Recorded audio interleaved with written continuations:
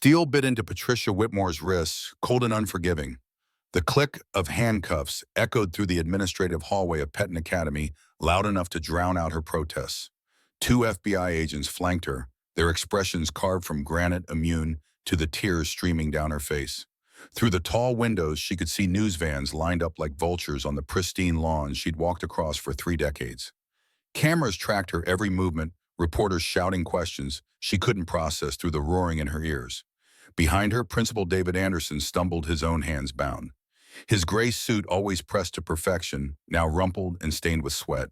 His mouth hung open, gasping like a fish yanked from water. The man who'd signed off on every decision, who'd nodded along to every policy, who'd collected his six-figure salary while children ate lunch in corners, now looked small, diminished. The brass nameplate on his office door caught the afternoon light as they passed Principal Petton Academy Excellence through tradition. Agent Morrison, the lead investigator, walked ahead, parting the crowd of students pressing against lockers. Faces stared, phones raised, recording everything. The metallic taste of panic flooded Patricia's mouth. She'd imagined this hallway thousands of times, walking it with purpose, with authority, with the satisfaction of maintaining order in a world that threatened to spiral into chaos. Never like this. Never in handcuffs. Never with her granddaughter Brittany watching from behind her, friend's eyes wide with shame. The main entrance loomed ahead, those magnificent oak doors imported from England when the school was founded in 1887. She'd polished the brass handles herself during her first year as cafeteria manager, back when she believed hard work and loyalty meant something. Back before she understood that power wasn't given to people like her, unless she took it, unless she defended it with everything she had. The door swung open and spring sunlight hit her face like a slap. A wall of sound crashed over her. Reporters surged forward against the line of police officers holding them back. Questions overlapped into meaningless noise, but certain words cut through segregation, civil rights violations, child abuse as federal charges. Each one landed like a physical blow. Patricia tried to lift her head, tried to summon the dignity she'd weaponized against so many children over the years, but her knees buckled. Agent Morrison's grip on her elbow tightened, the only thing keeping her upright. The FBI vehicle sat at the curb, black and imposing, its engine running. Through its tinted windows, she caught a glimpse of her reflection. 63 years old, gray hair, disheveled mascara tracking down her cheeks. The woman who'd ruled the cafeteria with absolute authority, now reduced to this. The agent opened the rear door, placed his hand on her head to guide her inside, just like she'd seen in movies. She never imagined herself in this role, never conceived that the system protecting her could turn so completely. Anderson collapsed onto the seat beside her, his breath coming in short, panicked gasps. The door slammed shut, muffling the chaos outside. Through the window, Patricia watched students and teachers lining the walkway, their faces a mixture of shock, satisfaction, and something worse, recognition. They'd always known, the ones who'd looked away, who'd stayed silent, who'd told themselves it wasn't their problem. Now they saw what that silence cost, and the fear in their eyes mirrored her own. The vehicle pulled away from Petton Academy, past the fountain, where wealthy families posed for admissions photos, past the stone columns that promised excellence and tradition, past the manicured lawns that whispered old money and older values. Patricia pressed her face against the glass, watching her kingdom shrink in the distance. 30 years. 3 decades of maintaining standards, of keeping order, of making sure everyone knew their place. All of it ending because one man walked through a door with a paper bag full of sandwiches. The screen went black. White text appeared 72 hours earlier. Jonathan Hayes woke to darkness in the insistent buzz of his phone. The blue glow illuminated his bedroom in the Georgetown townhouse he'd barely seen in daylight for 3 months. 4:30 in the morning. He reached for the device, muscle memory guiding his hand, while his mind clawed toward consciousness. 3 missed calls from his chief of staff. 7 urgent emails flagged red. A text from the White House budget meeting moved to 6 a.m. He sat up, feet finding the cold hardwood floor. Across the room, his wife's reading chair sat empty, dust gathering on the armrests. 3 years since her funeral. 3 years of that chair waiting for someone who would never return. Maya had asked him once if they could move, find a smaller place without so many ghosts. He'd said no, told her this house connected them to her mother's memory. The truth lodged deeper, more shameful. He barely lived here, anyway. The ghost didn't bother him because he was never home long enough to confront them. The shower ran hot enough to scald punishment and wake-up call. Jonathan watched water spiral down the drain, carrying away sleep and whatever remained of his conscience. Somewhere upstairs, Maya slept in her room, surrounded by her mother's paintings and photos from better days. He'd looked in on her last night, or had he? The days blurred together. Maybe that was 2 nights ago. Maybe he'd only thought about looking in on her while sitting in his office, signing documents that affected millions of children he'd never meet. By 5:15, he stood in his closet, pulling on the uniform navy suit, white shirt, red tie. The costume of power. His reflection in the mirror showed a man who looked older than 41 gray, creeping into his temples, lines deepening around his eyes. The face of someone important, someone making a difference. He adjusted his tie and saw through the lie. Making a difference required knowing what needed fixing. How could he fix anything when he didn't even know his own daughter was drowning? The kitchen was dark except for the under-cabinet lights he'd installed to help Maya make breakfast on school days. A note waited on the counter in her careful handwriting. Dad, don't forget, I have chess club after school. Home by 6. Love you. He touched the paper, feeling the slight indent where her pen had pressed. She'd written this yesterday morning, or maybe the morning before. The note could have been a week old for all he knew. He couldn't remember the last time he'd been home by 6 to find out. Coffee brewed while he scrolled through emails on his phone. The governor of Texas threatening to pull out of federal education standards unless funding increased. The teachers' union demanding better pay and working conditions. A whistleblower report about special education services being denied in Mississippi schools. An investigation into suspicious test score improvements in Atlanta. The problems sprawled across his screen, each one urgent, each one requiring immediate attention, each one pulling him further from the child sleeping upstairs. His driver waited in the black SUV, engine running, reading yesterday's briefing on his tablet. Jonathan climbed into the back seat with his coffee and his conscience. The streets of Georgetown passed by in darkness. Historic townhouses where senators and lobbyists slept, their own families tucked away in rooms they might actually visit. The monuments appeared in the distance, white stone promising ideals this city rarely delivered. The Department of Education building rose ahead, limestone and concrete housing thousands of employees who'd worked here long before Jonathan arrived and would remain long after he left. Security waved him through without checking his badge. They knew his face, knew his schedule, knew he arrived before dawn and left after midnight most days. The badge was a formality, a thin pretense that he was just another employee rather than the person whose signature determined educational policy for 300 million people. His office occupied the fourth-floor corner view overlooking Constitution Avenue. The brass nameplate on the door read, Jonathan Hayes, Secretary of Education, United States Department of Education. 3 months into this position. 90 days of learning how broken the system really was. 90 days discovering that good intentions collided with budget constraints, political realities, and institutional inertia, so powerful it could crush idealism like aluminum cans. Papers covered every surface of his desk. Budget reports showing schools in Oklahoma forced to move to 4-day weeks because they couldn't afford 5. Reform proposals suggesting standardized testing should measure growth rather than absolute scores. Investigation files documenting fraud, abuse, discrimination in districts from California to Maine. Each folder represented children whose education was failing them, whose futures hung in balance while adults argued about money and metrics and theories that sounded good in policy papers, but crumbled in classrooms. His chief of staff materialized in the doorway, coffee in hand, tablet tucked under her arm. Carol Jennings, 57, 20 years in education policy, the only reason Jonathan hadn't drowned in the first week. She moved through Washington like a shark through water, efficient and ruthless when necessary. Morning, Mr. Secretary. The White House bumped the budget meeting to 7. Transportation wants to discuss school bus safety standards at 6:30. Michigan's education commissioner is calling at 8 about lead in school water fountains. You're testifying before the Senate Education Committee at 10. Jonathan looked up from the fraud investigation on his desk. What's the testimony about? Carol sat across from him, pulling up notes on her tablet. Achievement gaps. Senator Morrison wants to know why Black and Latino students are still scoring lower than white students on standardized tests. She's going to ask about affirmative action in private schools. He felt something twist in his gut, though he couldn't name it. What's our position? Carol's expression remained neutral, carefully practiced. We support diversity initiatives that comply with federal law. We believe private schools receiving federal funding must demonstrate equitable treatment of all students. We're monitoring compliance and investigating complaints. The words sounded reasonable, measured focus group tested.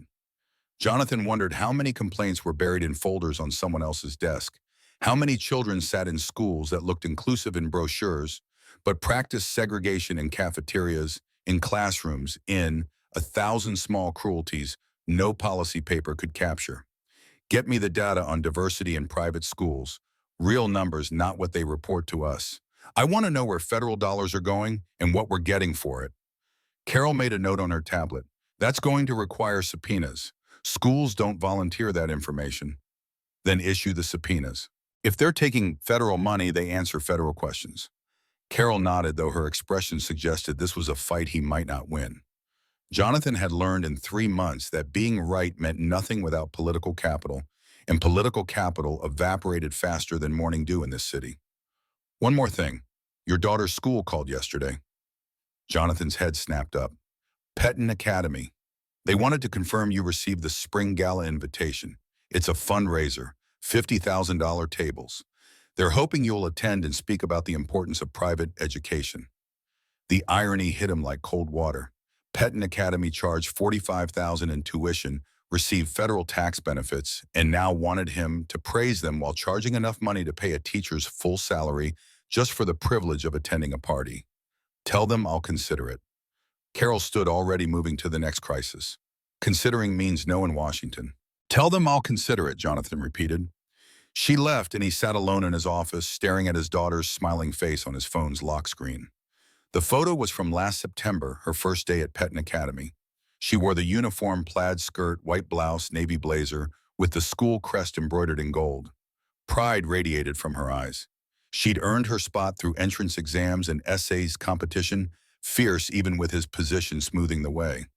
He'd chosen Pettin, carefully researched every private school within driving distance. Their brochure showed diverse students laughing together, learning together, thriving together. Their mission statement promised inclusive excellence.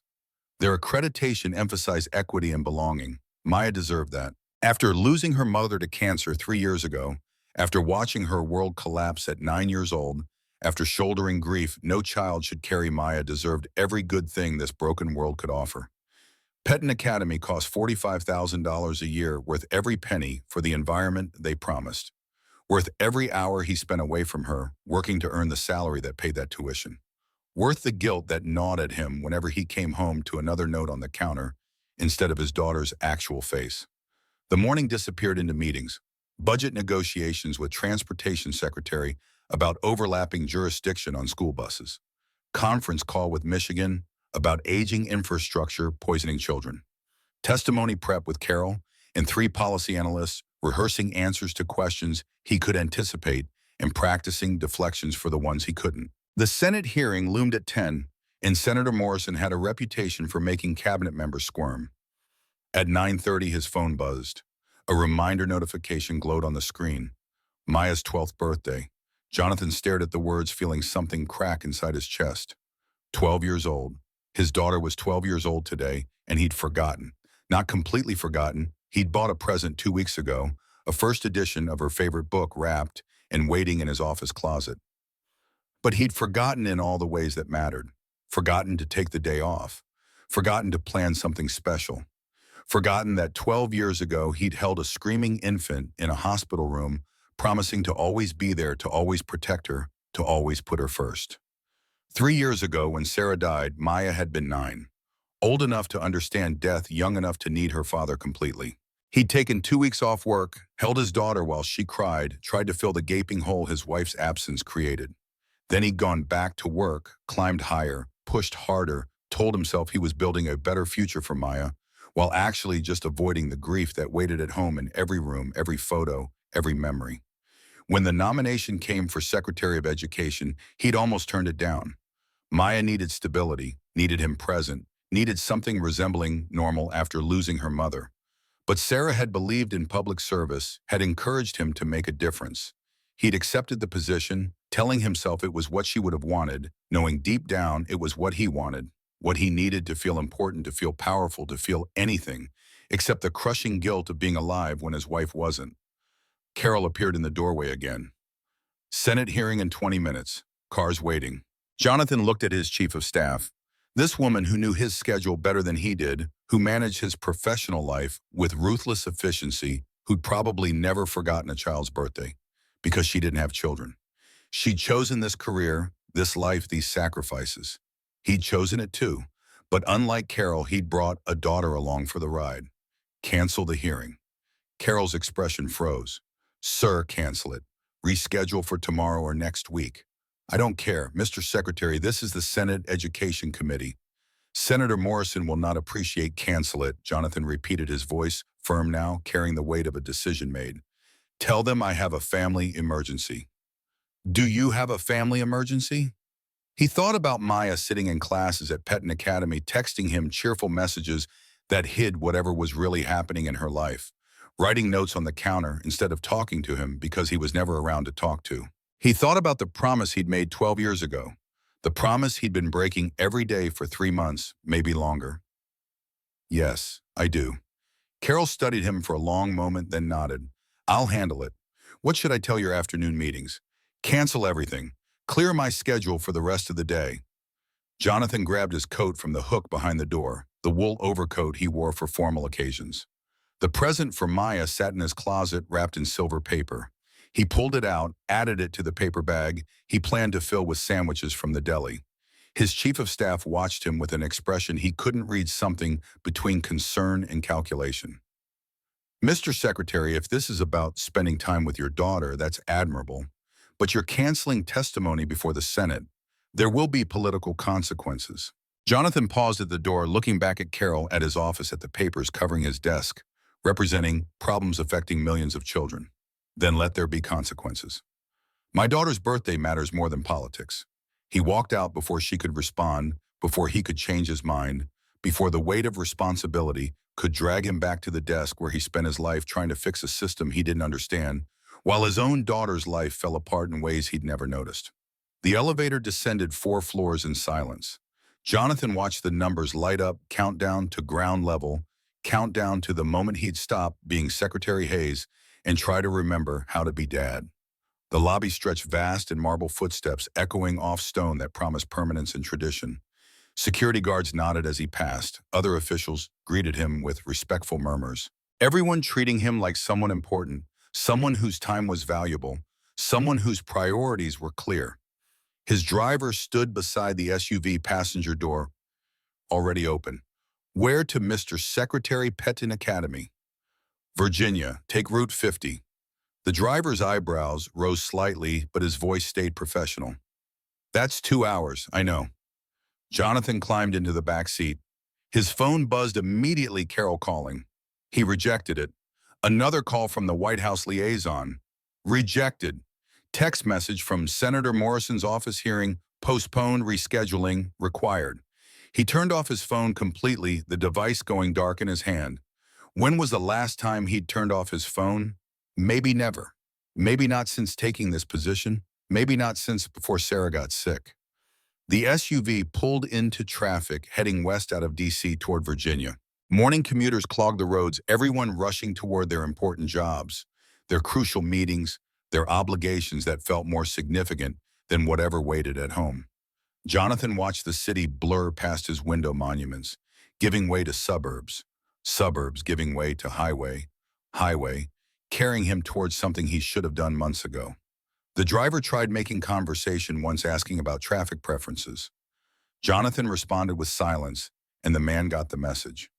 They drove without speaking, the hum of tires on asphalt filling the space between them. Jonathan's mind drifted to Maya, trying to remember the last real conversation they had had. Not texts, not quick phone calls, not notes on counters. Actual conversation, eye contact, the kind of presence Sarah had always insisted was the most important gift you could give a child. Maybe 2 weeks ago, Sunday morning, he'd come home Saturday night, slept in his own bed, for once woken to find Maya making pancakes in the kitchen. They'd eaten together, talked about school, about her classes, about chess club. She'd mentioned a project on marine biology, something about coral reefs and climate change. He'd listened while scrolling through emails on his phone, offering occasional encouraging sounds that pretended to be engagement.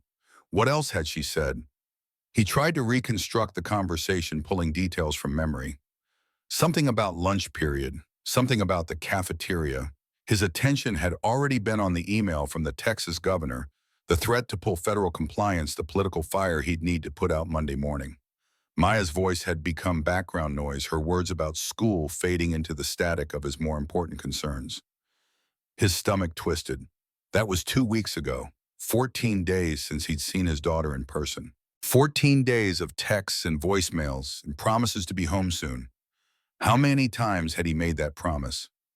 How many times had Maya stopped believing it? The highway opened up past the suburbs, traffic thinning, trees lining the road. Spring had arrived while Jonathan wasn't paying attention. Green pushing through bare branches, flowers dotting the median. The world kept turning regardless of policy debates and Senate hearings. Nature didn't care about achievement gaps or federal funding formulas.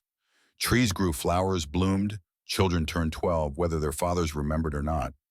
His mind drifted to the last birthday he'd actually celebrated with Maya. Ninth birthday, 3 months after Sarah died. They'd gone to the aquarium because Maya loved watching the sharks circle their tank, fascinated by their power and grace. She'd pressed her face against the glass, asking questions he couldn't answer about marine biology and ocean ecosystems. They'd eaten lunch in the cafe, chocolate cake, too much sugar, making her bounce with energy. She'd smiled, really smiled, for the first time since the funeral. Walking back to the car, Maya had grabbed his hand. "Dad, promise you won't leave too."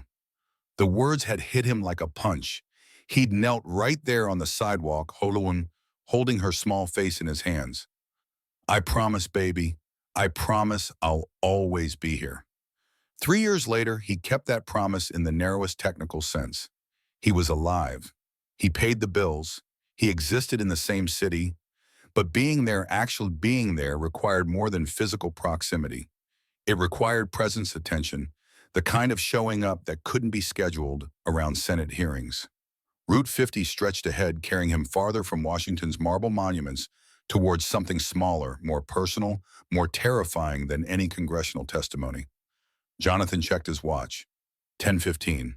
The hearing would be starting now without him. Senator Morrison would be expressing her displeasure. Carroll would be managing the fallout, spinning his absence into something politically palatable. The machinery of government would grind forward without him because that's what it always did. No one was indispensable.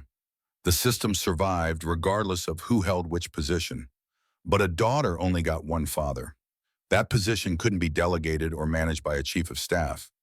The consequences of failing there couldn't be spun or explained away. His phone stayed off, silent in his pocket. For the first time in 3 months, maybe longer, Jonathan sat with his thoughts instead of drowning them in work. The silence felt strange, almost uncomfortable. He'd grown so accustomed to constant noise, meetings, phone calls, briefings, the endless stream of problems demanding immediate attention. Now driving through Virginia countryside, nothing demanded anything from him except the truth he'd been avoiding. He was failing Maya. Not in the dramatic, obvious ways that triggered intervention. She had food, shelter, the best private school money could buy. She had clothes and books and a trust fund that would pay for college and beyond. On paper, Jonathan Hayes was a model father, successful, setting an example of public service and professional excellence. But Maya didn't need paper. She needed him. And he'd been absent in every way that mattered, hiding behind important work, while his daughter navigated 7th grade alone, figured out friendships alone, processed her mother's death, alone grew up alone in a house full of ghosts and empty chairs. The driver took the exit toward Petton Academy, winding roads cutting through estates with iron gates and long driveways. This was old money country, generational wealth, the kind of place where politicians sent their children to make connections that would matter later.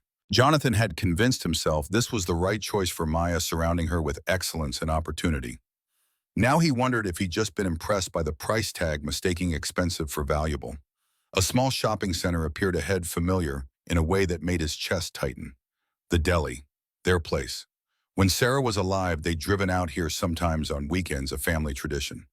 Sarah loved the Italian sub with extra banana peppers. Maya always ordered turkey and Swiss with extra pickles. Jonathan got roast beef, but usually ended up stealing pickles from Maya's sandwich, making her giggle and protest. "Stop here," he told the driver. The SUV pulled into the parking lot. Jonathan climbed out, legs stiff from sitting, lungs filling with spring air that tasted like memory. The deli looked exactly the same: red awning, handwritten specials on the window, the bell above the door that chimed when you entered. He pushed through, and the smell of fresh bread enveloped him, transported him to Sunday afternoons when life was simpler and his family was whole. An older woman stood behind the counter, gray hair pulled back, wearing an apron dusted with flour. Her face creased into a smile when she saw him. "Haven't seen you in forever."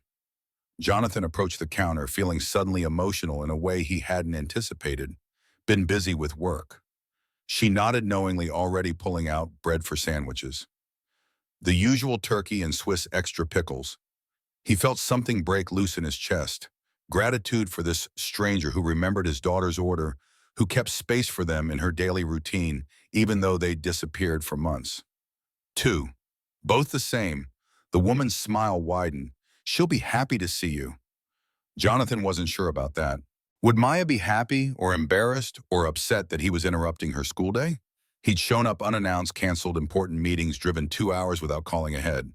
For all he knew, Maya had plans, friends, a life she'd built without him that his presence might disrupt. But it was her birthday. Surely surprising your daughter on her birthday was reasonable. Surely showing up with sandwiches from their special place was the kind of thing fathers did. The woman wrapped both sandwiches, carefully placed them in a brown paper bag. "Tell Maya happy birthday from me." Jonathan's throat constricted. This woman who ran a deli, who probably served hundreds of customers every week, remembered his daughter's birthday. She remembered because she'd been paying attention, because she'd noticed Maya growing up during their visits, because small details mattered to her in ways they apparently didn't matter to Maya's actual father. "I will. Thank you." He paid, left a large tip, took the bag that felt heavier than it should. The paper crinkled in his grip as he walked back to the SUV.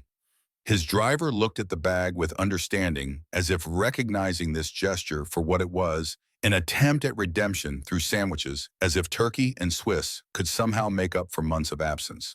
They drove the remaining distance in continued silence.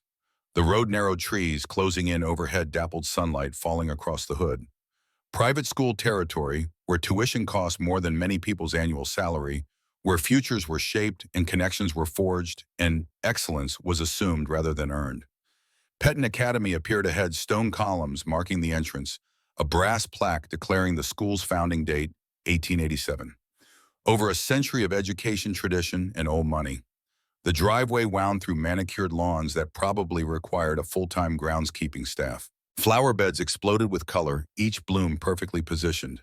The fountain in the center courtyard sent water arcing through air, catching sunlight, performing beauty for anyone wealthy enough to send their children here. The main building rose ahead, limestone and ivy architecture that screamed prestige and permanence. Tall windows reflected clouds, hiding whatever happened inside. Jonathan had attended the orientation in August, walked these halls with other parents whose faces betrayed their income brackets, listened to administrators praise their curriculum and their values and their commitment to diversity. The word had appeared often in their presentations, diversity. They'd shown photos of students from different backgrounds, quoted statistics about acceptance rates for minority applicants, promised Maya would thrive in their inclusive environment. He'd believe them. Or maybe he'd wanted to believe them badly enough that he'd ignored his instincts. The small voice suggesting something didn't add up. The Black and Latino students in the photos had seemed carefully positioned, their smiles a bit too bright, their presence too deliberate. One photo showed a diverse group of students eating lunch together, laughing, belonging. Jonathan had studied that image, trying to imagine Maya in it, trying to see her happy and accepted and thriving. Now sitting in the parking lot, staring at Petton's imposing facade, he wondered what he'd missed. What happened in those halls beyond the carefully staged photos? What experiences did Maya have that she'd never mentioned, because she thought they were normal? Or because she didn't want to worry him? Or because he'd never asked the right questions?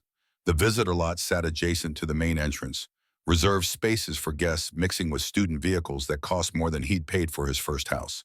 Jonathan climbed out of the SUV paper bag in hand, suddenly aware of how out of place he looked. His suit was expensive, but not ostentatious. His car was a government vehicle utilitarian. He didn't carry himself with the casual confidence of someone who belonged here, someone for whom $45,000 tuition was a rounding error.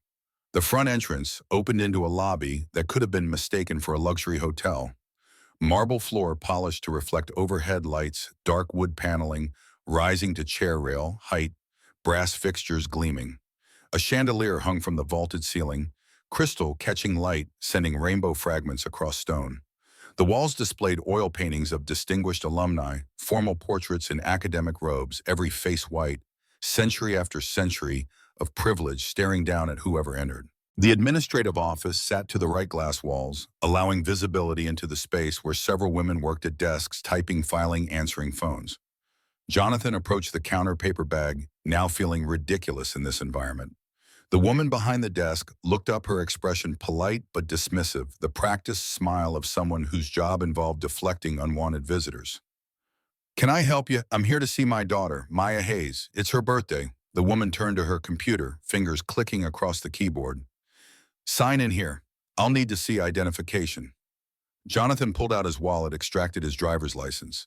Not his federal credentials, not the badge that would make her sit up straighter and summon her supervisor. Just Jonathan Hayes, regular parent, regular visitor, regular father, trying to surprise his daughter with sandwiches. The woman barely glanced at the ID, entering information into her system. She printed a visitor badge, generic yellow sticker with "Visitor" in bold letters. No name, no purpose, just a label marking him as someone who didn't belong, someone temporary, someone who needed monitoring. Cafeteria is straight back through the main hall past the library. Can't miss it. Jonathan took the badge, pressed it against his suit jacket where it stuck, and immediately started peeling at the corners. The woman had already dismissed him, attention returning to her computer. He walked away from the front desk, footsteps echoing on marble, feeling like an intruder in the school where his daughter spent her days. The main hallway stretched ahead, impossibly long, lined with trophy cases displaying generations of athletic victories and academic achievements. Tennis championships, debate competitions, science fairs, mathematics, Olympiads. Petton Academy students excelled at everything, or at least the trophy cases suggested as much. Jonathan scanned the names on the plaques, looking for diversity, for evidence of the inclusive environment the brochures promised. Mostly white names, overwhelmingly white names. A few exceptions scattered across decades, tokens, proving the system worked even as the overall picture told a different story. Classroom doors stood closed, lessons in progress, voices occasionally drifting into the hallway. Jonathan caught fragments as he passed, a teacher explaining calculus concepts, students discussing Hemingway's symbolism, someone practicing French pronunciation. The education happening here was real, substantial, the kind of instruction that justified the tuition. But education wasn't just academics. It was environment, culture, the 1,000 daily interactions that taught children who they were and where they belonged in the world. The library appeared on his left, glass walls, revealing rows of books and study tables where students worked quietly. He glanced inside, noting the demographics. A dozen students visible, 11 white, 1 Asian. Maybe coincidence.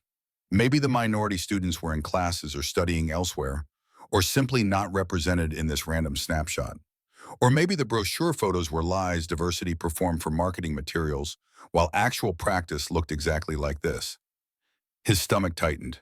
Jonathan kept walking, paper bag crinkling, with each step sandwiches growing warm in his grip. The cafeteria doors appeared ahead, double doors with small windows at eye level. Sounds drifted through conversation, laughter, the clatter of trays and silverware. Normal sounds, happy sounds, safe sounds. Jonathan adjusted the paper bag, smoothing the wrinkled top. He imagined Maya's face when she saw him, surprise and delight, maybe a bit of teenage embarrassment at her father showing up unannounced. They'd sit together, eat sandwiches from the deli, talk about her classes and her friends and whatever 12-year-olds talked about. Maybe he'd take her out early, spend the afternoon together, make up for the months of absence. Maybe this surprise would be the start of something better, a reset in their relationship, a return to the closeness they'd lost since Sarah died. He reached for the door handle, metal cool under his palm. Through the small window, he could see movement inside students at table staff monitoring. Everything looked normal. Everything looked fine. Petton Academy excellence through tradition worth every penny of its exorbitant tuition. Jonathan pushed open the door. The cafeteria spread before him larger than he remembered from the orientation tour. Tall windows lined the far wall, flooding the space with natural light. Round tables filled the room, some with cushioned chairs, some with benches. Students clustered in groups eating, talking, living their normal lives. The smell of food mixed with floor cleaner and teenage body spray. Everything normal. Everything fine. His eyes scanned the space, looking for Maya, looking for his daughter's face among the crowd. The search lasted maybe 3 seconds before the world tilted, reality cracking apart. Center tables, 40 students, maybe more, spread across the well-lit space with comfortable seating. Laughing, relaxed, eating without hurry, every single face white. Far corner. Near the kitchen entrance, near the loading dock, near the flickering fluorescent lights and the shadows. 7 students, heads down, eating quickly, trying to be invisible. All Black or Latino. Jonathan's brain struggled to process what his eyes showed him. This couldn't be right. This couldn't be real. Not in 2024. Not in a school that charged $45,000. Not in a school that received federal benefits. Not in a school that promised inclusion and diversity and belonging. A white woman moved across the cafeteria floor, heels clicking with authority. Mid-60s gray hair, styled, wearing sensible shoes, and an expression of absolute certainty. She walked directly to the corner, to the shadows, to where the 7 students sat. Maya Hayes, what the hell did I tell you about sitting there? The voice carried across the cafeteria, sharp and commanding. Jonathan watched his daughter's head snap up, watched fear flash across her face, watched her shrink in her seat, like prey, recognizing a predator. Mrs. Whitmore, I'm sorry, sorry you think sorry cuts it, the woman, Patricia Whitmore. Jonathan's brain, supplied from orientation materials, grabbed Maya's arm. Her fingers dug into his daughter's flesh, twisting, hurting. Maya's face contorted with pain. These tables are for real families. Families who pay real money, not charity cases like you. The paper bag slipped from Jonathan's grip. It hit the floor with a soft thud nobody else heard because everyone was watching Patricia Whitmore yank his 12-year-old daughter out of her seat, watching Maya's lunch tray crash to the floor, watching milk explode across tile, watching food scatter, watching his child's dignity shatter in front of dozens of witnesses. Laughter erupted from the center tables. Phones came out, recording, capturing this moment of entertainment. Maya's humiliation was content, something to share, something to make them feel powerful by comparison. Please, my dad pays the same, your dad. Patricia shoved Maya toward the far corner, toward the shadows, toward the place where children like her apparently belonged. Your daddy is probably some welfare leech who lied on your application. Now get back there with the rest of the diversity hires before I have you expelled. Jonathan stood frozen in the doorway, paralyzed by shock, by rage, by the realization that this was his daughter's daily reality. This was what happened when he wasn't watching. This was the school he'd chosen, the environment he'd paid for, the safety he'd promised. Maya stumbled toward the dark corner, head down, shoulders shaking. She caught herself against the table, regained her balance, kept moving, kept surviving, kept existing in a world designed to break her. And Jonathan Hayes, United States Secretary of Education, father, protector, the man who'd promised to always be there, stood in the doorway clutching a visitor badge with hands that had forgotten how to move. Jonathan's feet moved backward on instinct, body retreating behind the support column nearest the entrance. His mind screamed at him to run forward, to grab Patricia Whitmore by her sensible collar and drag her away from his daughter. But something deeper took control, something strategic, something that understood rage without evidence was just noise. He pulled out his phone with trembling fingers, swiped to the camera, hit record. The red dot appeared in the corner of the screen, capturing everything, documenting what no brochure would ever show. His hand shook so badly the first few seconds of footage would be useless, but he steadied himself against the column, forced his breathing to slow, made his body obey while his heart shattered. Maya knelt on the floor now, gathering pieces of her shattered lunch tray. Milk soaked into her plaid skirt, darkening the fabric. Her hands moved mechanically, picking up bread, an apple, the plastic fork that had skidded under a nearby table. Other students walked past her, Some stepped over her, deliberately making her adjust her position. One boy, white, probably 13, kicked a piece of her sandwich further away, laughing when she had to crawl to retrieve it. Patricia Whitmore stood over Maya, arms crossed, watching with satisfaction. Clean every bit. I won't have you leaving messes for the real students to deal with. Yes, ma'am. Maya's voice came out broken, barely audible. Jonathan had to close his eyes for a moment, had to fight the instinct to stop recording and intervene. 28 minutes, his rational mind insisted. Get everything. Make it undeniable. He forced his eyes open, studied the cafeteria layout through his phone screen. The geography of segregation revealed itself with brutal clarity. Center tables occupied prime real estate, natural light streaming through windows, cushioned chairs, space to spread out. 42 students, by his count, every single one white. They ate slowly, casually, entitled to their comfort. Several had laptops open doing homework while eating. Others talked in groups, their laughter easy and unself-conscious. The corner where Maya now returned with her salvaged lunch told a different story. 7 students total clustered on hard wooden benches near the kitchen's back entrance. The fluorescent lights overhead flickered with that electrical buzz that triggered migraines. The loading dock door stood 10 feet away, industrial and cold. This was where deliveries arrived, where garbage went out, where the machinery of the school operated out of sight. This was where children of color ate lunch. Jonathan's phone captured it all, the physical separation, the different furniture, the lighting disparity. No signs marked the division, no official policy posted on walls, just an invisible line everyone understood, everyone respected, everyone enforced through looks and words, and violence normalized into daily routine. A Latina student, maybe 14, stood from the corner section with her empty tray. She started walking toward the trash bins near the center tables, taking the direct route. Patricia materialized in her path like a guard dog sensing intrusion. Where do you think you're going? The girl stopped, eyes dropping. To throw away my trash, ma'am. Not through here, you're not. Patricia pointed toward the back. Scholarship students use the bins by the loading dock. But did I stutter? The girl turned around, walked a long way past the kitchen entrance, past industrial shelving, to throw away trash in a bin probably 60 yards from where she started. The center table students watched without comment. This was normal. This was how things worked. Jonathan's timer showed 4 minutes of footage. His hands had stopped shaking, replaced by a cold focus. He needed to capture patterns, needed to document that this wasn't isolated incident, but systematic practice. A Latino boy raised his hand at one of the corner tables. Mrs. Whitmore, may I get water? May have soccer practice after. And Patricia cut him off without even looking. You had your designated refill time. Sit down. I'm really thirsty, though. Patricia turned, walked toward him with that measured pace that communicated authority and threat. You diversity students get 1 water refill during lunch. 1. If you can't manage that, bring water from home. The boy lowered his hand, defeated. 2 minutes later, a white student stood, walked to the water fountain, filled his bottle, returned to his table. Nobody said anything. 30 seconds after that, another white student did the same. Then another. The rules weren't rules. They were weapons deployed selectively, designed to remind certain students they existed on borrowed time, borrowed space, borrowed mercy. Jonathan's footage continued. Patricia moved through the cafeteria like a warden, monitoring, correcting, enforcing an order that benefited her chosen students while crushing the others. She straightened chairs at center tables, smiled at the white students, asked about their weekends and their families.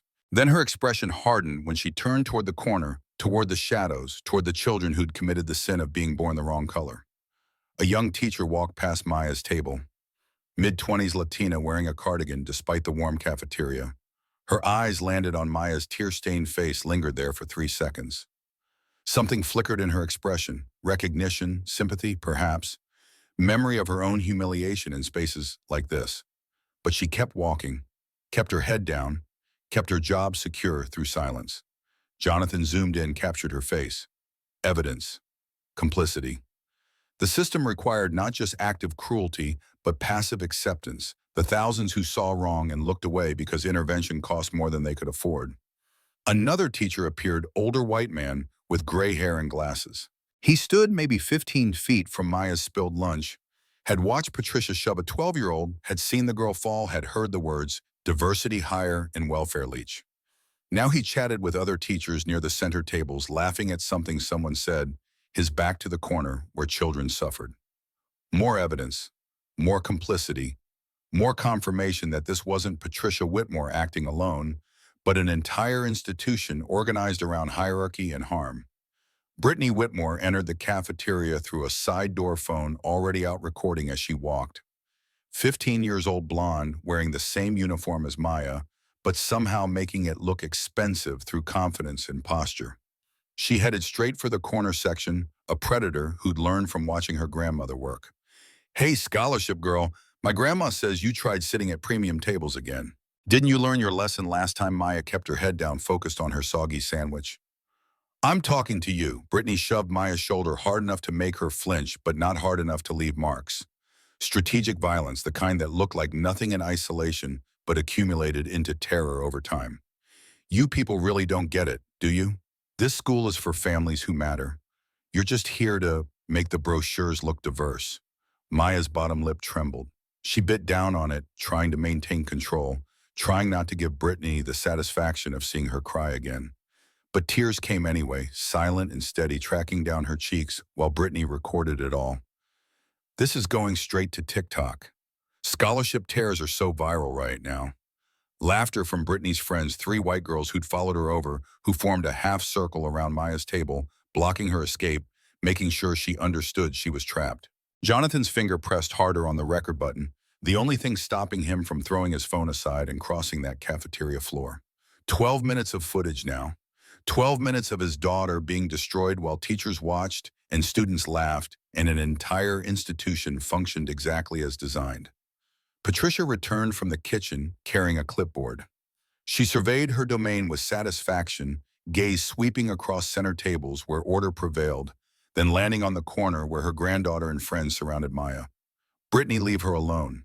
We have standards to maintain. Don't waste your energy on diversity cases. Brittany stepped back, still recording, just making sure she knows her place, Grandma. She knows. Patricia walked closer to Maya, looked down at the girl trying to disappear into her bench. Don't you, Maya? Yes, ma'am. Say it properly. Tell everyone what you are. Maya's voice cracked. I'm a diversity student. And what does that mean? Jonathan's vision blurred red at the edges. His daughter was being forced to declare her own inferiority, to internalize the cruelty, to accept the hierarchy as natural and deserved. It means I'm here on scholarship. It means my family didn't pay full price. It means I should be grateful for the opportunity. The words came out, memorized, rehearsed the script Patricia had obviously made Maya repeat before. His daughter had learned these lines through repetition, and punishment had been trained to dehumanize herself on command. That's right. Patricia turned to address the entire cafeteria, voice carrying. Let this be a reminder to everyone. Pettin Academy has a hierarchy based on contribution and legacy. Some families built this institution. Others are here because federal law requires us to hit diversity quotas. Everyone needs to respect that order. Several parents volunteering at nearby tables nodded. One woman actually smiled, satisfied that standards were being maintained. These were the adults who'd chosen this school, who paid exorbitant tuition, who believed their money entitled them not just to excellent education, but to segregated comfort, to spaces where their children never had to acknowledge others as equals. Jonathan's footage hit 15 minutes. His phone storage warning appeared 15% remaining, but he didn't stop. Couldn't stop. This was evidence that would end careers, close schools, change laws. He needed every second. A black student, maybe 13, quietly opened a book at the corner table. Patricia noticed immediately, walked over, snatched the book from his hands. Reading during lunch. You think you're here to read? I finished eating. I thought you thought wrong. Patricia held up the book, Advanced Calculus, college level. Scholarship students don't read ahead. You're already getting more than you deserve just being here. She walked away with his book, placed it on her desk near the kitchen. The boy sat, frozen hands empty, staring at nothing. Jonathan captured it all, the theft, the humiliation, the casual cruelty that didn't even register as remarkable to anyone else in the room. His timer showed 20 minutes. 20 minutes of systematic abuse, documented in high definition, undeniable and damning. He thought about stopping, about finally intervening. But Patricia was talking again, and he needed to hear what came next. She gathered several center table students, speaking in a voice loud enough for the corner to hear. Your parents are having a gala next month. $50,000 tables. We're celebrating families who truly value education, who contribute meaningfully to Petton's excellence. Of course, certain students won't be invited. We have standards. Brittany raised her phone again, panning across the corner section. Diversity students aren't gala material. They should probably just stay home where they belong. More laughter, more recording, more evidence that this wasn't isolated cruelty, but cultural practice values transmitted from grandmother to granddaughter, from institution to individual, from one generation of privilege to the next. Jonathan's phone hit 25 minutes. His chest burned with rage, so pure it felt like fire. But he held his position, held his recording, held his strategic silence because rage without evidence was just another angry black father who couldn't control his emotions. Evidence made rage into justice. Maya sat perfectly still at her corner table, sandwich untouched, now hands folded in her lap, eyes staring at nothing. This was survival mode dissociation, the psychological escape children developed when trapped in environments designed to break them. She'd perfected this stillness, this invisibility, this method of enduring until the day ended, and she could go home and pretend everything was fine. Thing was, how many days? 7 months since September. Roughly 140 school days, 140 lunches eaten in that corner, 140 sessions of being reminded she didn't belong, she wasn't wanted, she was barely tolerated. And every single day she'd come home and told him the school was good, don't worry, focus on your work. His baby girl had been protecting him, shielding him from truth because she didn't want to add to his stress, didn't want to distract him from his important job, saving millions of children he'd never meet, while his own daughter drowned right in front of him. The phone timer hit 28 minutes. Jonathan stopped recording, checked the file size, 3 gigabytes, safely stored, backed up automatically to cloud storage. He had everything, every word, every action, every face of every teacher who'd witnessed and said nothing. Time to move. He stepped out from behind the column, walked across the cafeteria with measured steps. The brown paper bag he'd dropped earlier sat near the entrance. Sandwiches probably crushed their special lunch, ruined like everything else. Students turned to watch him, conversations faltering, something in his expression, making them nervous. Patricia noticed him halfway across the floor, her eyes narrowed, calculating, dismissive. Jonathan reached Maya's table, placed his hand on her shoulder. She looked up, and her face transformed through emotions too fast to process: surprise, joy, relief, then terror. Pure, absolute terror. Not of him, of what his presence meant, of consequences she understood better than he did. Dad. Hi, baby. His voice stayed calm despite the inferno raging inside. I brought lunch. Patricia marched over heels, clicking authority. And who are you? Jonathan looked at her. Really looked at her, memorizing this woman's face, this woman who'd been torturing his daughter for 7 months. This woman who was about to learn what accountability felt like. I'm Maya's father, and we need to talk about what you've been doing to my daughter. Patricia's expression shifted from annoyance to condescension in half a second. She examined Jonathan with the same dismissive glance she probably gave every parent who dared question her authority. Your daughter has been repeatedly violating cafeteria protocols. She refuses to follow simple instructions about seating arrangements. Seating arrangements, Jonathan's voice stayed level-controlled. You mean segregation? The word dropped like a bomb. Gasps rippled through nearby tables. Students pulled out phones, started recording. This was drama, conflict, entertainment. Patricia's face flushed crimson. How dare you? This is about order, about respecting families who fund this institution. Your daughter sits where scholarship students sit. That's policy. My daughter isn't on scholarship. I pay full tuition.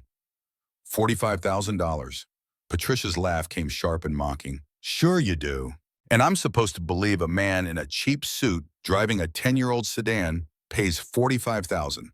Please, I've reviewed the files. Maya Hayes diversity admission accepted through Equity Initiative.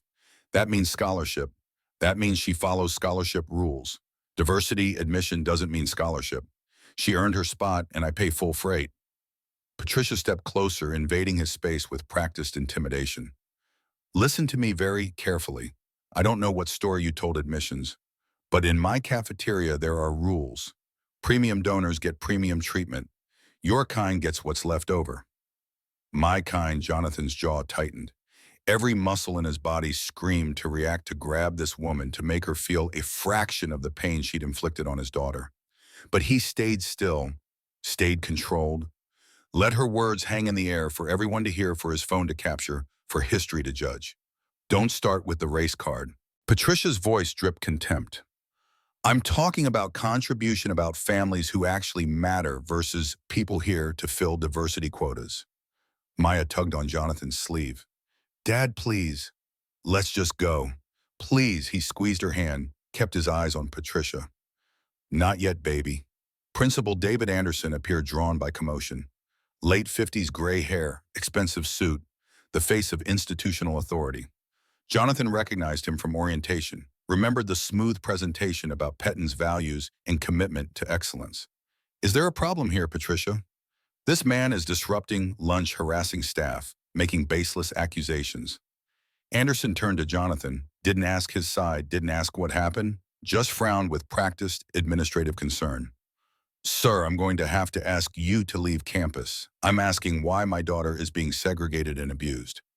Segregated, Anderson's voice carried performative shock. That's a serious allegation. Do you have evidence? Jonathan patted his jacket pocket where his phone rested. Yes, I do. Let me see it. No, not yet. Anderson's expression hardened, the mask of concern dropping. Then I'm afraid you need to leave, now, before I call security. I have a right to know why my daughter is being mistreated. Your daughter isn't being mistreated, Anderson gestured broadly at the cafeteria. She's eating lunch in a safe environment.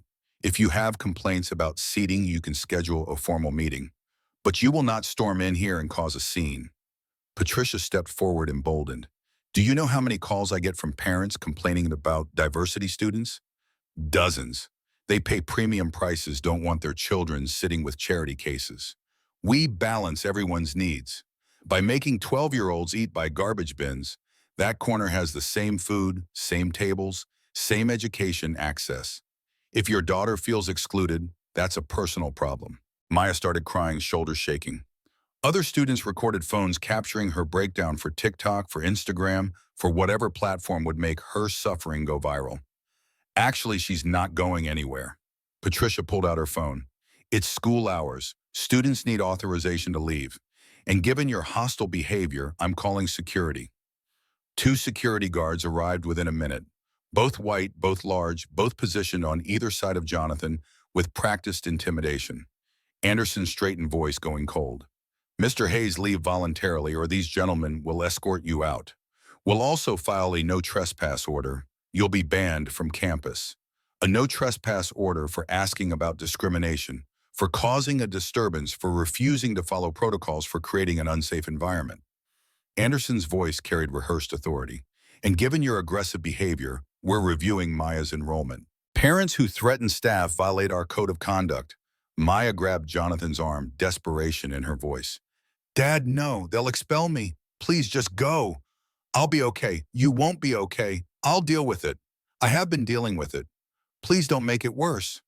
The words shattered him, his daughter begging him to leave her in this nightmare because she feared expulsion more than daily abuse, because she'd learned that speaking up only brought worse consequences, because the system had trained her to protect her oppressors. Anderson nodded to the guards. Gentlemen, please escort Mr. Hayes off campus. They grabbed Jonathan's arms, grips hard enough to bruise, hard enough to establish dominance.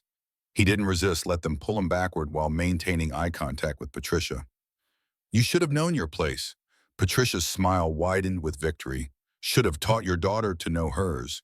But you people always think rules don't apply to you. You people. Jonathan stopped struggling. Let the words echo. Patricia's satisfaction confirmed everything. Her contempt wasn't about money or contribution or scholarship status. It was about race, about power, about maintaining hierarchies she'd built her identity around defending. The guards dragged him toward the exit. Students watched phones recording, capturing his humiliation, his defeat, his failure to protect his daughter. Brittany Whitmore stood with her friends, recording enthusiastically. Scholarship, Dad gets owned. This is going straight to TikTok. Anderson followed alongside the guards, already composing his next move. Mr. Hayes, you're now banned from campus.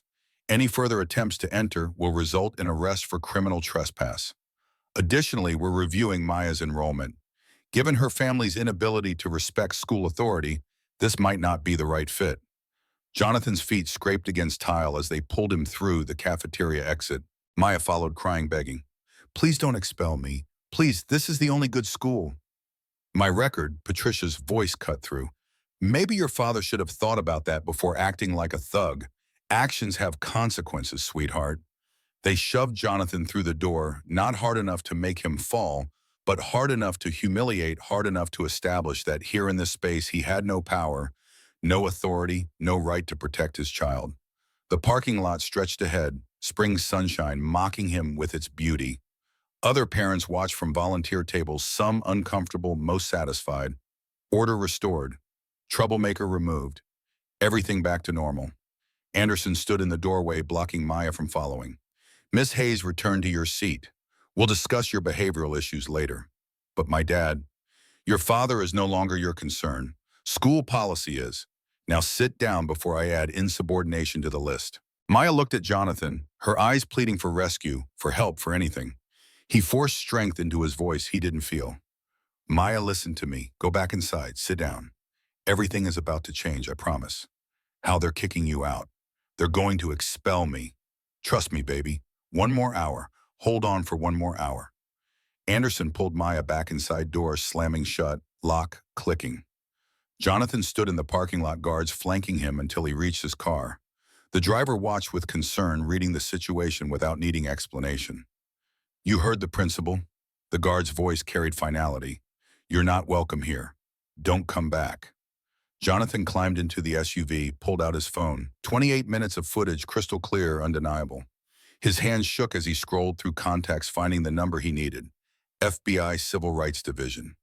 His voice came out steady now, cold and focused. "This is Secretary Jonathan Hayes, United States Department of Education. I need to activate an emergency federal investigation. I have documentation of systematic civil rights violations at a federally funded institution. I need a team at Petton Academy in 30 minutes. The voice on the other end paused. "Sir, can you verify your identity?" Jonathan recited his federal ID number, his authorization codes, his direct lines. Everything that proved he wasn't just another angry parent, but someone with power to burn this institution to the ground. "Verified, Mr. Secretary. Dispatching team now. Nature of violations, racial segregation, systematic discrimination against minors, hostile environment, federal fund misappropriation, an assault on a federal official. Sir, assault on a federal official, yes. They physically removed me from campus, all captured on video. I want federal charges filed within the hour." "Understood, sir. Team mobilizing." Jonathan made his second call. Department of Justice. His third Deputy Secretary of Education. His fourth White House counsel. His fifth major media outlets. Each conversation brief, factual, devastating. By the time he finished, the machinery of federal government was grinding toward Petton Academy with unstoppable momentum. He started the car, drove exactly one block, parked where he could see the school entrance, and waited. Inside that building, Maya sat in her corner. Teachers returned to their routines. Patricia savored her victory. They thought it was over. They thought they'd won. They had no idea what was coming. Patricia walked back through the cafeteria doors, spine straight, chin elevated, riding the high of victory. Her sensible shoes struck the tile floor with renewed confidence, each step announcing her authority had been challenged and defended. The fluorescent lights seemed brighter now, the air cleaner, as if removing that disruptive parent had purified the entire space. She clapped her hands twice, sharp and commanding. "Attention, attention, everyone." Conversations died. Forks stopped moving. Every eye turned toward her, and Patricia felt that familiar rush of power, the satisfaction of holding 200 young lives in the palm of her hand. This was her domain. These were her rules. And what she just demonstrated was what happened when people forgot that fundamental truth. I want you all to witness what happens when people don't respect authority, when they don't know their place. She pointed directly at Maya, still sitting in the corner, face streaked with tears, body trembling. That girl's father just got permanently banned from this campus. His behavior was unacceptable. threatening completely out of line. And her enrollment is now under review. Applause broke out from several center tables. Brittany whooped, phone still recording. Bye-bye, scholarship girl. Your daddy couldn't save you. Patricia allowed herself a small smile and acknowledgement of a job well executed. Maintaining standards required vigilance, required willingness to confront challenges no matter how uncomfortable. Lesser administrators might have compromised, might have let that man's accusations undermine the carefully constructed hierarchy. But Patricia understood that the first crack in the wall brought the whole structure down. Let this be a lesson, Patricia's voice carried to every corner. Petton Academy has standards built by families who value excellence, who understand tradition, who contribute meaningfully to our mission. We don't tolerate disruption. We don't tolerate people who refuse to follow established protocols. Principal Anderson entered from the administrative wing, walking directly to Patricia. They stood together, united front, two people who understood their roles and executed them flawlessly. Well handled. Anderson kept his voice low, but Patricia heard the approval. I'm drafting the expulsion letter now, citing parental misconduct, hostile family environment, threat to campus safety. Make it airtight. Patricia matched his quiet tone. I don't want appeals or second chances. That family needs to understand actions have consequences. Done. I'll have legal review it this afternoon. They exchanged a look of mutual understanding, then incredibly, unbelievably high-fived. Two adults celebrating the destruction of a child's educational future like they'd won a tennis match. Patricia returned to the center of the cafeteria, surveying her restored kingdom. The white students had already returned to their lunches, their conversations, their comfortable existence. The students in the corner sat frozen, having learned once again that speaking up, that having parents who dared question authority only brought worse suffering. Miss Rodriguez, the young Latina teacher, hurried past with her head down, guilt radiating from her shoulders. Patricia caught her eye, held it for 3 seconds, delivering a silent message. You saw what happens to troublemakers. Remember your place too.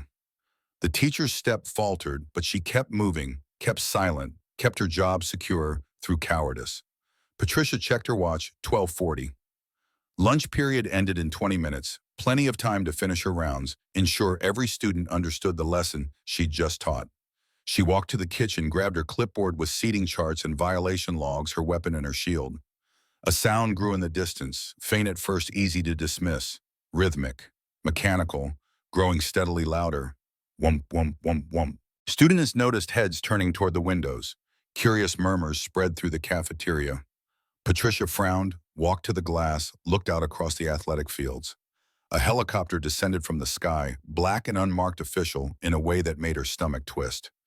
It wasn't a news helicopter, wasn't law enforcement doing a training exercise. This was something else, something purposeful, something heading directly for Petton Academy's pristine grounds. What on earth? The helicopter landed on the soccer field, rotors still spinning, door opening. Men in dark suits emerged, moving with military precision across the grass toward the main building. Then another sound, sirens. Multiple vehicles. The parking lot filled with SUVs and sedans, dark and identical lights flashing red and blue across their grills. Doors flew open and more suited figures emerged, dozens of them, moving in coordinated formation. Patricia's frown deepened into confusion. Some kind of drill, but nobody had mentioned a drill. Anderson scheduled everything, maintained meticulous calendars.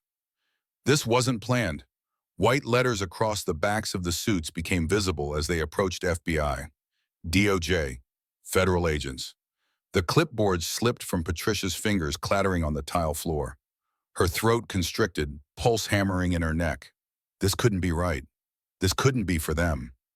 Federal agents didn't descend on private schools in helicopters. Federal agents didn't arrive in force unless more vehicles pulled into the lot.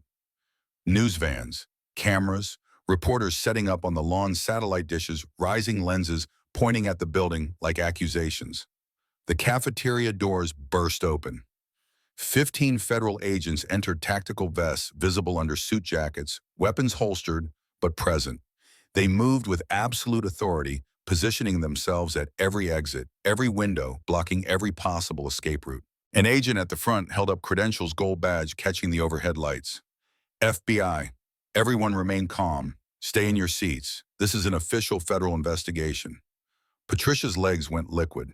She grabbed a table for support, mind racing through possibilities, through explanations. An investigation of what they ran a clean school. They followed protocols. They maintained standards. What could federal agents possibly want, ma'am? We need Principal Anderson and Patricia Whitmore to come with us. The agent's voice cut through the chaos. Now Anderson appeared from the administrative wing, face already pale, hands trembling. He'd seen the vehicles, understood the magnitude before entering. I'm Principal Anderson. There must be some mistake. We're a private educational institution. We haven't... No mistake, sir. The agent's tone allowed no argument. Please come with us to your office immediately. Patricia forced her legs to move, forced herself to walk toward the agents with dignity intact. This was a misunderstanding. Some paperwork issue, some regulatory confusion. They'd explain, they'd clarify, everything would return to normal, but I'm still supervising lunch period. Ma'am, the agent's expression remained granite. Now, agents surrounded them, flanked them, walked them out of the cafeteria like suspects. Students pressed against windows, phones recording everything. Patricia caught Brittany's face in the crowd, her granddaughter's expression shifting from confidence to confusion to dawning fear. The hallway stretched impossibly long, every step an eternity. More agents filled the corridor, securing the building, establishing perimeter. This wasn't a small investigation. This was an operation coordinated and massive, the kind of response reserved for serious crimes. Patricia's mind spun through recent weeks, searching for anything that could have triggered this. Budget reports were clean, admissions paperwork properly filed, federal funding documentation submitted on time. They'd passed their last accreditation review with flying colors. What could they possibly... The interaction with that parent flashed through her mind. The man she'd had removed, the one making baseless accusations about segregation. He'd said something about having evidence about documentation, but that was impossible. He'd been there for 10 minutes, caused a scene, got escorted out. What evidence could he possibly have gathered? Anderson's office door stood open, more agents inside already securing computers and files. They'd moved fast, incredibly fast, as if they'd been prepared, as if someone had given them detailed instructions about exactly what to look for. And sitting in Anderson's chair, calm as Sunday morning, was the man from the cafeteria. The disruptive parent, the one she dismissed as welfare trash. Except he wasn't in Anderson's chair as a visitor. He sat there with ownership, with authority, with an expression that made Patricia's blood turn to ice. You, the word escaped before she could stop it. How did you sit down, Mrs. Whitmore? The command came from an agent, not the parent, but the parent watched with those same calculating eyes, measuring her reaction, noting every detail. I will not.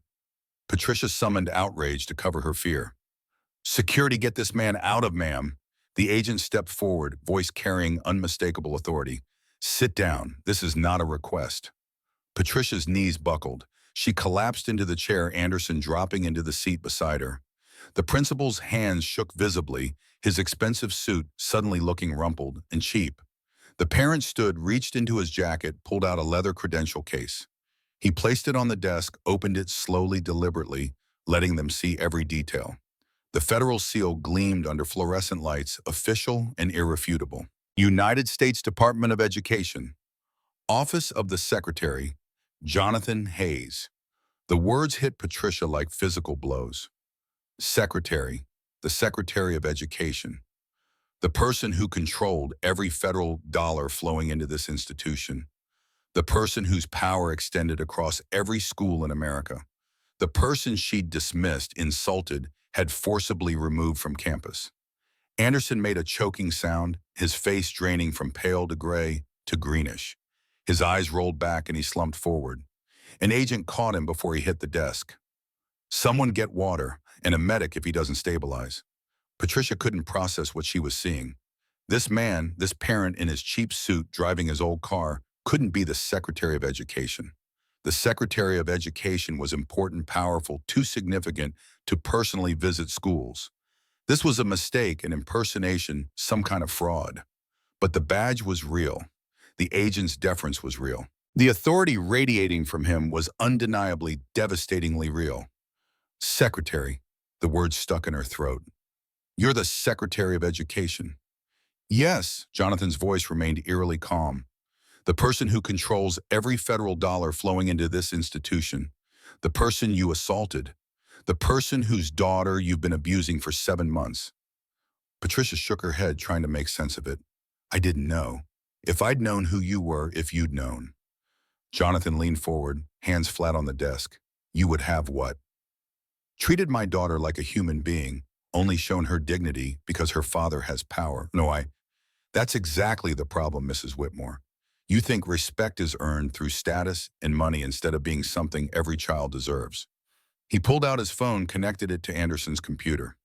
The large monitor on the wall flickered to life, and Patricia's own voice filled the office, sharp and cruel and undeniable. Maya Hayes, get back to the scholarship section. Your kind gets in here through quotas, through pity. The video played crystal clear, perfect audio. Patricia watched herself grab Maya's arm, watched herself slap the child, watched herself deliver every word of abuse she'd dispensed over the past half hour. Every moment captured, documented, preserved forever. 28 minutes of footage. Jonathan narrated while the video played. Every word, every action, every violation of federal civil rights law. All recorded in high definition. All admissible in court. Patricia's vision blurred. This couldn't be happening. She'd been maintaining standards, enforcing policies, doing her job exactly as she'd done for 30 years. How had it become a crime that's not? It's out of context.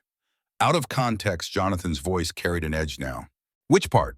The part where you hit my daughter, the part where you called us you people, the part where you forced her to declare her own inferiority. Anderson came to saw the video, groaned. His hands covered his face, shoulders shaking. The man who'd run this school with absolute confidence for 15 years now looked small and broken, confronting the truth of what he'd allowed, what he'd enabled, what he'd defended. Let me tell you what's happening right now. Jonathan stood commanding the room despite being outnumbered by agents. As we speak, your federal funding is frozen. $12 million. Gone. Patricia gasped, the number hitting her like a punch. You can't. I can. And I did, 30 minutes ago. The order is already executed. Agent Morrison stepped forward, pulled out handcuffs, metal gleaming under lights. Patricia Whitmore, David Anderson, you're both under arrest for violation of federal civil rights law. Title VI of the Civil Rights Act of 1964. You have the right to remain silent. Wait. Patricia's voice cracked, terror replacing arrogance. Please, I didn't know who he was. I was just doing my job. If I'd known, you would have hidden it better. Jonathan's words cut through her protests. But you wouldn't have stopped. Because this isn't about me. It's about every child you've tortured for 3 decades. The handcuffs clicked around Patricia's wrists, cold and unforgiving, exactly like they'd felt in that flash forward that started this story. Agent Morrison continued reading rights, while Patricia's mind fractured, reality crashing down around her carefully constructed world. No, please. I have grandchildren here. I've worked here 30 years. I'll lose my pension, my reputation, everything. Jonathan thought of Maya's face, her tears, her begging him to leave so she wouldn't get expelled. You should have thought about that before you hurt children. Anderson received his own handcuffs, the metal clicking around wrists that had signed policies and approved budgets and maintained the system that brought them here. The principal sobbed openly, now all professional composure destroyed. Please, not in front of everyone. Not through the hallways. Have some mercy. Patricia grabbed onto this plea, desperate for any concession. Yes, please. Not through the school, not where students can see. We have dignity. Did my daughter have dignity? Jonathan's voice stayed level, but fury burned underneath. When you forced her to eat by garbage bins, when you made her crawl on the floor, when you slapped her in front of hundreds of students, that's different.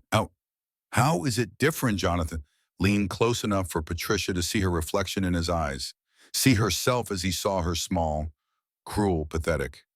You made my daughter's humiliation public entertainment. Now yours is public record. The agents led them toward the door, no mercy in their movements. Patricia tried to resist, tried to plant her feet, but they pulled her forward with inexorable force. The hallway stretched ahead, full of students pressed against lockers, teachers watching through classroom windows, everyone seeing the powerful brought low.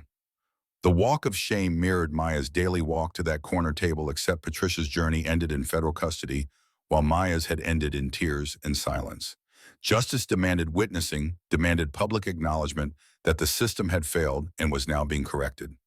They passed the cafeteria where students still sat under agent supervision.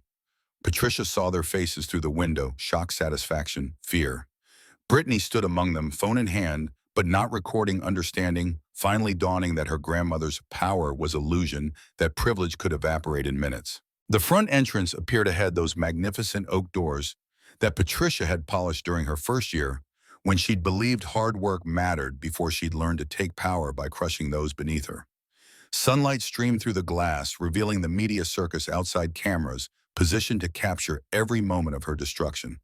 Please, not out there. Patricia's voice broke completely.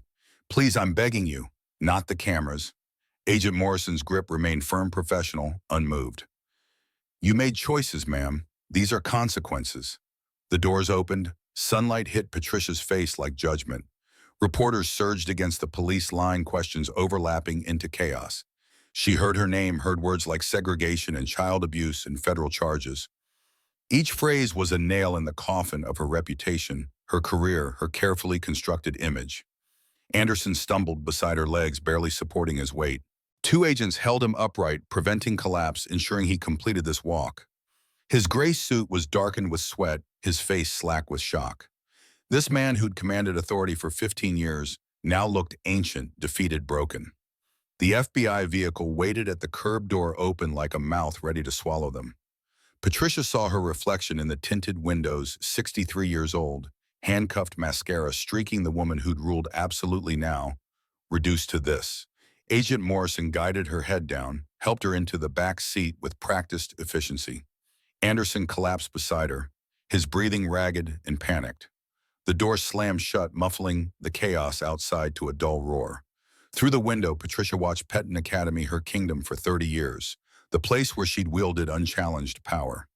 Students and teachers lined the walkway, their faces a mixture of emotions she couldn't process. Some looked satisfied, some looked afraid. All looked at her differently now, no longer seeing authority, but seeing accountability. The vehicle pulled away from the curb, past the fountain where wealthy families posed for photos, past the stone columns promising excellence, past the manicured lawns hiding rot beneath beauty. Patricia pressed her face against the glass, watching her world shrink in the distance, knowing she'd never return, knowing everything she'd built was collapsing. 30 years. 3 decades of maintaining what she'd called standards, of enforcing what she'd called order. All ending because one man walked through a door with sandwiches. Beside her, Anderson wept openly, shoulders shaking, making sounds that didn't seem human. Patricia felt nothing. Shock had numbed her reality, too large to process. This morning she'd ruled the cafeteria. This afternoon she sat in federal custody, handcuffed, facing charges she didn't fully understand. The vehicle turned onto the main road, heading toward processing, toward arraignment, toward consequences she'd never imagined possible. Patricia closed her eyes, but the video played behind her eyelids, her own voice delivering cruelty, her own hands grabbing Maya, her own face twisted with contempt. Evidence didn't lie. Video didn't allow alternative interpretations. She'd destroyed herself through her own actions, captured in high definition, preserved forever. The federal building loomed ahead, concrete and limestone housing, the machinery of justice she'd never expected to face. They'd been untouchable, protected by private school status, by wealthy donors, by systems designed to insulate power from accountability. But federal law superseded all of that. Civil rights violations weren't suggestions. Discrimination wasn't acceptable just because it happened behind expensive doors. And Jonathan Hayes hadn't just been a parent, he'd been the Secretary of Education with resources to burn their world down. The vehicle stopped. Agents opened doors. Patricia and Anderson were led into the building, into processing, into the system that would decide their fates. Fingerprints, photographs, paperwork documenting their crimes in triplicate. Hours blurred together. Patricia sat in a cell, still wearing her cafeteria clothes, still processing what had happened. Anderson occupied a nearby cell, curled in fetal position, broken completely. A federal prosecutor arrived, Sandra Williams, 45, 20 years, handling civil rights cases. Expression hard from seeing too much injustice. Mrs. Whitmore, I'm your assigned prosecutor. We need to discuss your charges. Patricia looked up, her hope flickering despite everything. This is a mistake. I was doing my job. The parents wanted separation. I was just maintaining order. Sandra opened a file, pulled out transcripts. You kept a discipline journal. 12 years of entries. Listen to this. Remove 3 diversity students from premium seating. They need constant reminders of their place. Your words. Patricia's mouth went dry.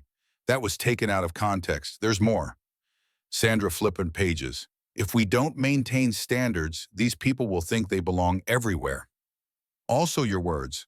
Dated, signed, documented. The reality settled over Patricia like concrete.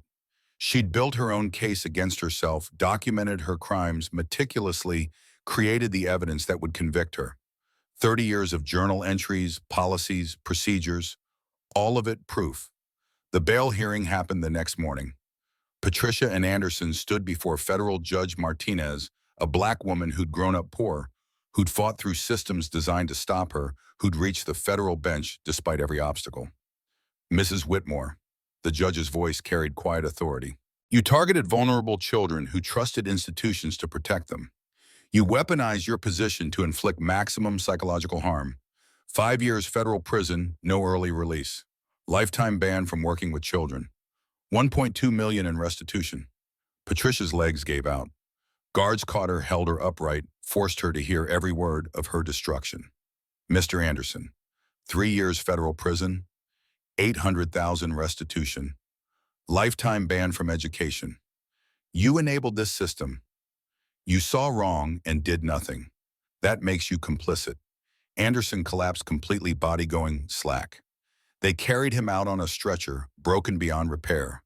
Patricia stood frozen, processing numbers that would destroy her financially, sentences that would consume her remaining productive years, bans that would erase everything she'd built her identity around. The judge wasn't finished. Pettin Academy's federal funding remains frozen pending full investigation. The institution faces potential closure. Every administrator will be reviewed, every policy examined.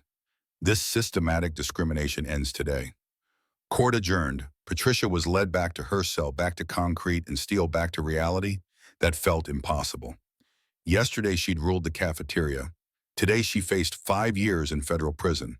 Her mind circled back to that moment when Jonathan Hayes walked through the door. If she'd known, if she'd recognized him, if she'd treated his daughter differently. But that was exactly the problem, exactly what had brought her here. Respect shouldn't require power or status or recognition. Children deserve dignity regardless of who their parents were, regardless of how much money they had, regardless of the color of their skin. Patricia had spent 30 years believing the opposite, enforcing hierarchy, through cruelty, teaching children to internalize their own oppression. Now the system that protected her had turned, and she faced the consequences she'd inflicted on hundreds of children over 3 decades. Justice had arrived, not quickly, not easily, but absolutely. Patricia Whitmore sat in her cell, handcuffed hours ago, now facing years in prison. Her kingdom had fallen. Her reputation was destroyed. Her granddaughter would grow up with a felon for a grandmother. And somewhere Maya Hayes was beginning to understand that speaking up, that having a father who refused to stay silent, that evidence and courage combined could topple systems that seemed invincible. The revolution had started with sandwiches. It would end with transformation.